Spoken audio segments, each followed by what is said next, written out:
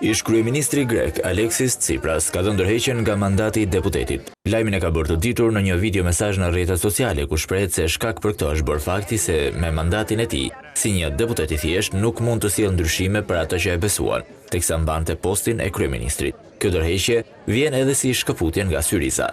Μετά από 16 χρόνια στη Βουλή, jap dorëheqjen sepse nuk mundem dhe nuk dua të mbaj detyrën e antarit të parlamentit, me të gjitha privilegjet që kjo sjell, kur ndjej se pjesëmarrja ime, veçanërisht me statusin e veçantë të ish kryeministrit, nuk u ofron asgjë thelbësore atyre që më besuan, sepse nuk mundem dhe nuk dua të marr pjesë formalisht në një parlament që është i zhveshur në mënyrë demokratike, me përgjegjësinë kryesisht të shumicës, nuk është në gjendje të kryejë rolin që kushtetuta urdhëron dhe që qytetarët kërkojnë. Megjithatë, po jap dorëheqjen si deputet i Syrizas, nuk po jap dorëheqjen nga veprimi politik.